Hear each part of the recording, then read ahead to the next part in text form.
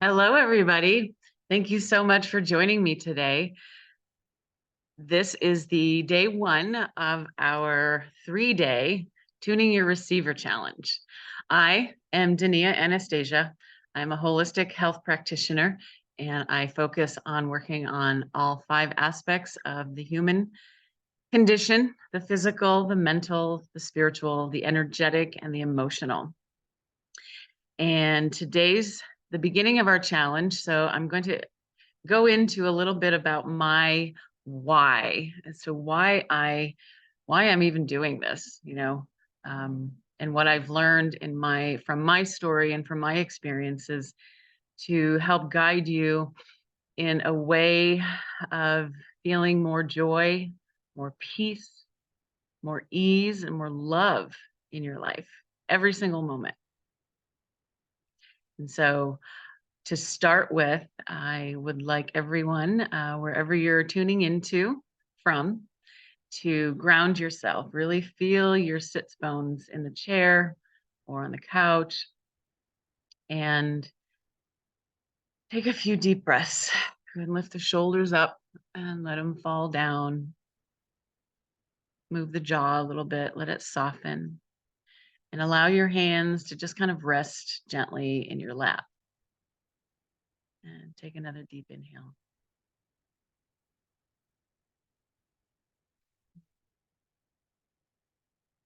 Settling into any type of self-discovery practice is one of the most important things you can do. The breath can calm the nervous system. It can squelch all of that tension or energy that's unfocused in your body to the breath. And so on your next inhale, and then fully exhale, and here we go. So my why am I here? Why am I coming to you with this information?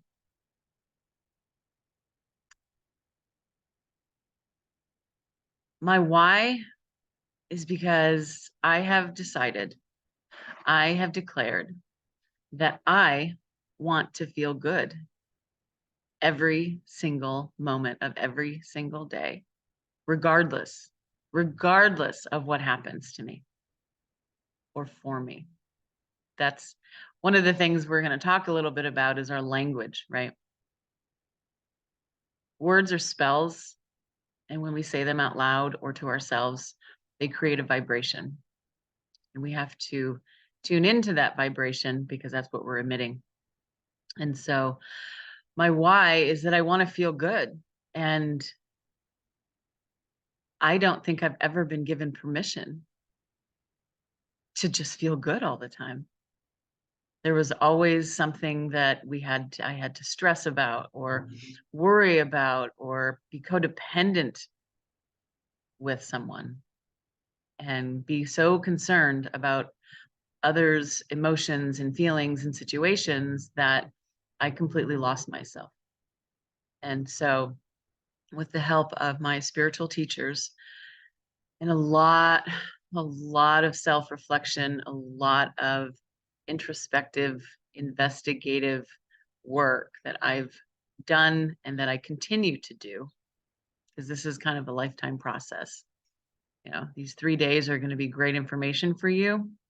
And at the end of the 3rd day, I'll tell you and explain how you can work with me more, which would be wonderful. But this is my gift to you. And so my why, as I look over my laptop, I see it.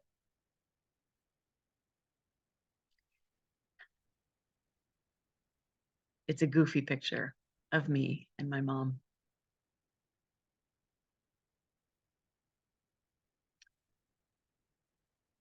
When I was a very small child, I was asked to be a caregiver for my siblings because my mom was a little fragile, her emotional state and her mental state. And as any 6-year-old German within a penchant for perfection and wanting to impress others and be validated for my worth, I accepted a challenge. And as far as I know, all of my siblings are still alive. So I did my job. But it really made me angry. It really made me resentful. And about the time I was 16, I made a conscious choice and said something. Don't know if it was out loud or in my journal or in my head, but I decided that whatever was going on in that moment, whatever I had to deal with as far as having children was over. I decided at a very young age that I was not going to have children. And I think I literally said, this curse ends with me. At the time, I had no idea what I was really saying. And in retrospect, it's not really a curse. It's just the emotional and energetic and biological downloads that I have the responsibility of carrying forward from my lineage, from all of my ancestors, which you could say goes back to the beginning of time, but specifically my grandmothers and my mother. And I just knew that I wasn't going to have children because I had just spent the first 16 years of my life, 10 years really, raising children and caregiving for my mother. And I don't in any way mean anything by this. I have my reality, you have yours. So your opinions and perceptions and expectations of my story, your interpretations of it are going to be different, and that's fine. You're going to have those because you're unique, and I give you permission to have whatever feeling and anything that you want to feel. But for me, my truth was that I wasn't going to do this. I've already done it once. And that started my 20-year addiction with alcohol. I was so angry, unconsciously knowing why. And I took every chance I could to escape from the feelings of basically not having a childhood, not being fully allowed to play, to have fun without that underlying nagging feeling of, oh, yeah, but someone might need me, right? And I have to be present. I have to be on guard. I have to be on high alert. And so throughout my 20s and my 30s, I used alcohol as an escape, among other things. I wasn't until the morning of May 17th that I witnessed a very tragic situation. And I decided right there and then, I heard a voice that said, I want to live.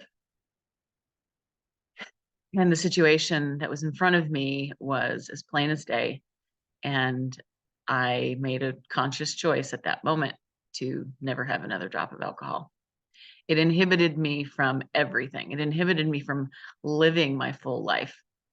And at the time, I had no idea what it was. And I remember going with a dear friend of mine to an AA support store kind of thing where you can buy the coins and whatnot.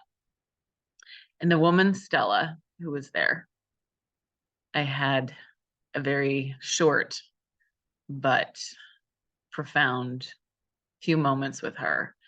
And I said, I just don't think I can. I don't think I can not have a glass of wine for the rest of my life.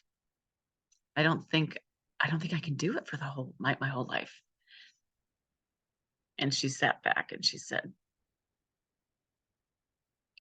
you don't have to do it for your whole life, but you have to do it today. And if you can't do it today, you do it for the next hour. And if you can't do it for the next hour, you do it for the next 10 minutes.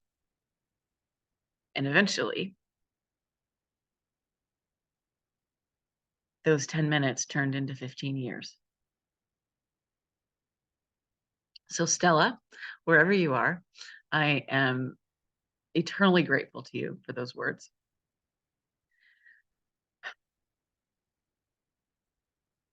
And then this brings me to my wonderful luck that I've had with relationships. I haven't had any luck. I've brought to me what I have put out there, which was desperation and codependency and the need for validation from somebody else and the need for someone else to prove that I am worthy of love, that I am deserving of love. In 2016, my mother was diagnosed with an inoperable and terminal glioblastoma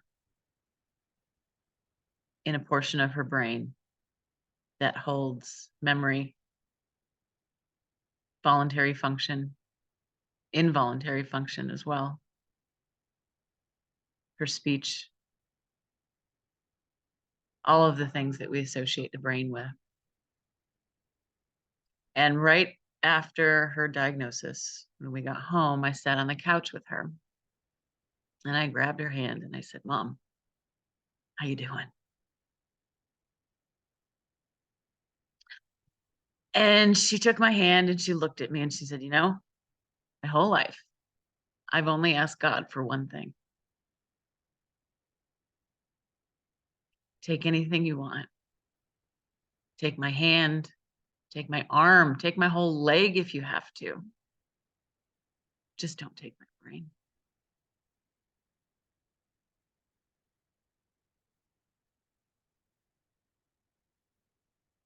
And that is exactly what God heard and God felt. He felt the fear underneath those words, the anxiety, the desperation to cling, the attachment to everything of this world.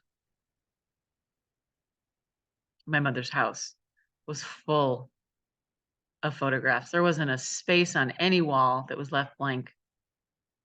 We joke because she always used thumbtacks and those little twist ties that you get on the edge of a bread bag. She was afraid of losing all of her memories. And so she put them up on the walls and reminded herself all day long, every day, that, gosh, I really don't want these to be gone. There's a phrase that you take pictures, what you take pictures of the most is what you're afraid to lose. And so I was with my mother when she transitioned. And it was by far one of the most, what was the most spiritual, ground moving experiences I've ever had the honor to be a part of. So this is my why. This is my signature story. My experiences are my medicine. And everything that has come from them has been a gift for me. And so I want to start this by explaining a little bit more about how our thoughts create our reality. Your thoughts have a vibrational tone to them. And God, universe, nature, whatever you want to call it, receives messages via frequency. Much like a radio, the radio frequency. You can tune this dial to any station you want, right? You can listen to salsa music, you can listen to rock, you can listen to classical, you can listen to talk radio. And all you have to do is tune your radio and you receive the information coming through the airwaves. So many spiritual teachers talk about this in different forms, in different languages. But this really hit home for me because it's absolutely how it works. So, taking my mother, for example, she was saying, please don't take my brain, don't take my brain, don't take my brain. But the feeling behind those words was one of fear, of loss, of knowing that she would grieve if she lost them, if she lost the ability to remember, if she lost the ability to function. Soon after she told me that, she started to go downhill. So I could never elaborate with her on that. And it was probably too stressful anyway, and it wasn't necessary to do.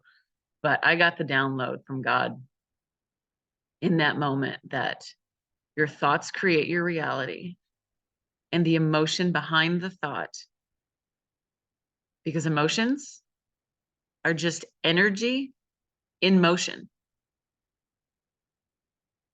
Yeah. This is why this is so amazing. Like, no one teaches us this. And this is something that one day might be coming from our own, the mothers of children and in schools, to teach us, to teach the new earth how this whole reality, this whole little ball that's spinning up in the universe, rotating on its axis around other big rocks, like how this all happens. And so when you have a thought, don't take this, don't take this, I don't want this, I don't want this, and you're coming from that place of fear, any lower vibrational emotion, God doesn't hear the words. He hears the vibration. He feels the vibration. It feels the vibration. I've been conditioned for so long that I use the pronouns he, and that is not what I mean to say. It's source energy for me. It's this undefinable entity.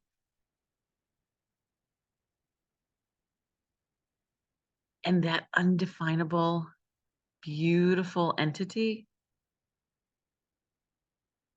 has given us so many tools to work with the hundreds of emotions, 80% of which are low vibration emotions, which is why we have such a difficult time as humans shifting our emotional state.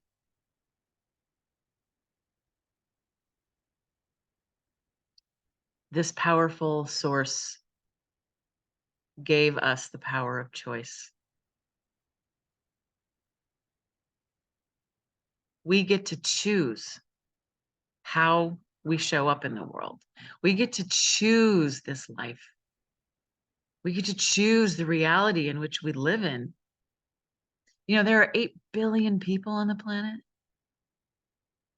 and every single person has their own reality based on their experiences, their ancestral lineage, their culture, their race, their ethnicity, to society, everything.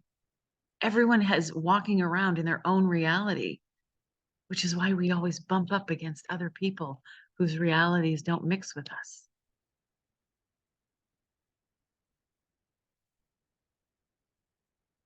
That's amazing. Think about that for a minute.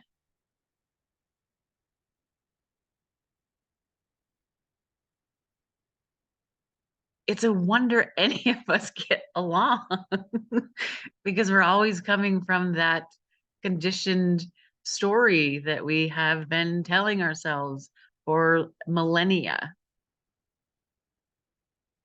But my life has changed so much because of this work that I cannot help but share this with you. So, what do you want most in your reality? What do you want your reality to look like? What do you desire to have in your reality? It doesn't have to be physical stuff. It can. I'll start with myself. I want unconditional love, which is always available to us. I want ease in my mind and in my body. I want peace in my heart, in my community, and on the planet. And I want joy, so much joy and enthusiasm and excitement and fun and play and all of the things that I may have been denied as a child, or that my mothers and my grandmothers had been denied because of the time that they lived, because of the experiences that they had, because of the parents that they had, and the society that they were raised in. You know, wartime and depression society was not a fun time, I'm sure. And so I feel called to show you a little bit about how I have been able to turn my vibration from all of those lower frequency spiral down or into the rabbit hole vibrations to a place of continually upward, upward, upward, upward, feeling good, feeling good, feeling good. I want to feel good every single moment of every single day. And I have given myself permission to do that. And that's something that we need to really consider, is that no one on this planet is coming to save you.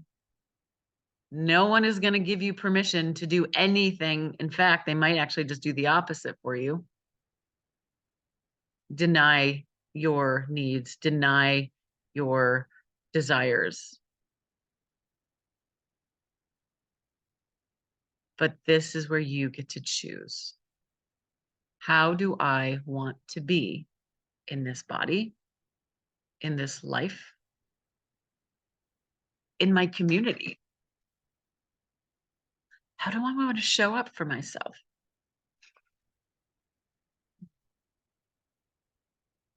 And so when I say that you can recreate your reality, you fill it with the things, the emotions, the thoughts that evoke a higher vibration frequency emotion. So, what do you do? How do you do that? Right? There are a lot of ways in which you can raise your vibration.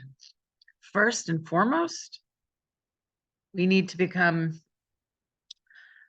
aware that we're not coming from a high frequency vibration or place. So your challenge for today is to live your day as normal as possible, but pay attention to the thoughts that you have when irritation comes up, or annoyance, or fear, or anxiety, or a feeling of, I don't want this. This is all we're going to do today. We're not going to be judging the thoughts. We're not going to be trying to change them today. I just want you to get a piece of paper and throughout your day, write down the thoughts that you have, specifically the recurring thoughts that you might have about yourself and the stories that you've created. Stories that we've created and our beliefs and conditionings, that's a whole other episode. So we're going to stick today with just your current train of thought. When you're washing the dishes, where does your mind go? Does it go into, I have to do this, I don't want to do this? When you are going into a conversation of conflict that you really don't want to have, what are the thoughts that you're having? Are they about the other person? Are they about an expectation or perception of how you want something to go? Just notice, just notice the thoughts. Notice the thoughts you have about money. What do you believe about money? Does money flow to you effortlessly? Do you have a career and a job that you love, that you get paid to do what you love and it's easy? So many different scenarios throughout your day. You're the only one who can hear your thoughts. You're the only one that can change your thoughts. What we think, we create. And it's not that you have to sit still all day long and kind of write down every single thought that comes into your head, because that, my friend, is completely impossible. The mind, the brain, it thinks. It's what it does. It's just what it does. You're going to have thousands and thousands and thousands of thoughts running through your head. Every time you look at something, every time you observe something, there's a thought, there's a imprint going into your brain. I don't have to look around and say, oh, there's a plant, there's a stick, there's a computer, there's my cat, there's this, there's that. The brain automatically records all of that information. So you get to be the observer of your thoughts. And that is your challenge for today. Just observe the thoughts. And when you start to observe your thoughts, you start to get this sensation that someone else, something else is observing through you, is witnessing the thoughts that you're having. So if I am not my thoughts, who am I that's thinking the thoughts? Who is it? It's your higher self. It's your higher being, your higher consciousness. God, source energy, universe. It doesn't matter what you call it. We're all the same in this way. We all came from the same place, and we're all going back to the same place. So don't you want to wake up every morning giggling, excited that you get a chance to start a whole new day over again? You get to start your whole life over again right in this moment. You're here, you're watching this, you're seeing this because you've been called to this. You've been called to start excavating your own thoughts. You have the power. Always been within you, Dorothy. You can click your shoes together if you want, but it's always been there. You are your own healer. We are all our own healers. And healing anything in the body requires a healing of the mind, first and foremost. In my holistic practice, I can make people's pain go away in an hour, but they come back every month with the same pain. And so I encourage you, wherever there's pain in your body, what are the thoughts that are surrounding that pain? If you have a chronic condition, what are the thoughts around that chronic condition? I don't want you to judge it. I don't want you to criticize yourself. I want you to be gentle and calm and loving with yourself. Just jot down the questions, and tomorrow we'll go over them in the challenge.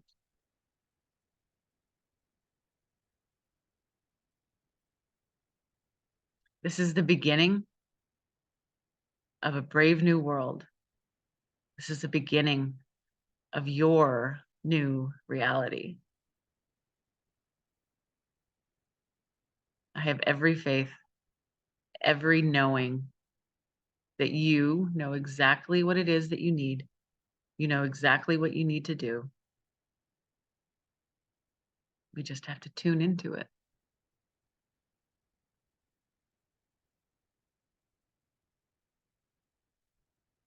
So I hope you join me tomorrow at noon, August 9th, to continue with the challenge. I'm looking so forward to speaking with all of you. Leave me a comment in the comment section, and I will respond with it, or send me an email. You all have that. It's also in the show notes. Let me know how this lands for you. Let me know how this feels. I'm going to say the word uncomfortable is probably going to come up quite a bit for you.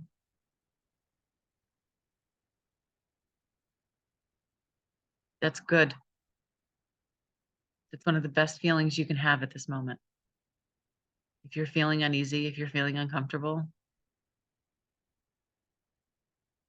that is God speaking to you. It's time to change. Our nature, our true nature is change, and we deny it at every turn. So let's stop denying our true nature, and let's expand. Let's evolve. Let's create the world that we want to live in. And that's all for now. Thank you so much for your presence. Namaste.